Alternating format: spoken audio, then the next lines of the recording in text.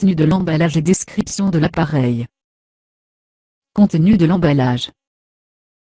Le carton dans lequel le Milestone vous est livré contient les éléments suivants. Milestone 312, appareil de base. Câble USB 2.0 haut débit. Chargeur. Lanière, sautoir. Étui de protection. Carte mémoire SD. Mode d'emploi. Échantillon d'étiquette Spicam RFID. Description de l'appareil. Touche. Sur le tableau de commande, vous découvrirez 5 touches disposées en croix. Play, au centre de la croix. Mode, au-dessous de la touche Play. Flèche à gauche de la touche Play. Flèche à droite de la touche Play.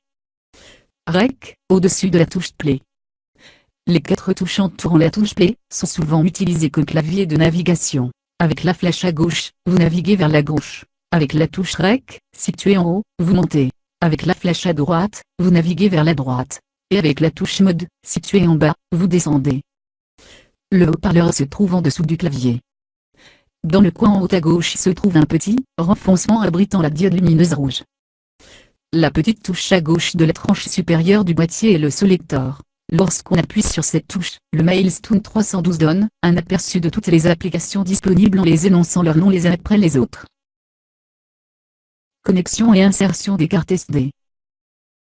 À droite de la touche Selector, se trouve une ouverture allongée servant de prise pour la connexion USB à un ordinateur.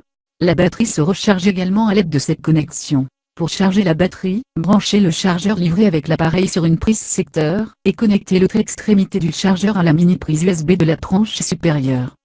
Le début de la charge est annoncé par un bip grave. Pendant la charge, la diode rouge clignote à intervalle de 3 secondes. Le processus de recharge dure au maximum 3 heures. Notez que la batterie se charge aussi lorsque l'appareil est relié à un ordinateur par un câble USB. Plus à droite, vous trouverez la prise pour les microphones externes ou les connexions Lightning. Pour enregistrer, vous pouvez en effet raccorder, en plus du microphone interne, des microphones externes au moyen d'un connecteur de 3,5 mm. Cette prise permet aussi de brancher sur votre Milestone un appareil externe, comme une chaîne stéréo, au moyen d'un câble audio muni d'un connecteur de 3,5 mm. La tranche inférieure de l'appareil comprend la prise pour le casque. Vous pouvez brancher ici n'importe quels écouteurs pourvus d'un connecteur de 3,5 mm. Sur la tranche droite du boîtier, se trouve une longue fente dans laquelle on peut insérer une carte mémoire SD. Les cartes SD permettent d'enregistrer des livres, de la musique ou d'autres documents. Insérez la carte dans la fente jusqu'à ce qu'elle s'encliquette. Veillez à ce que le côté rainuré soit situé à l'avant et dirigé vers le haut. Ne forcez en aucun cas pour insérer la carte.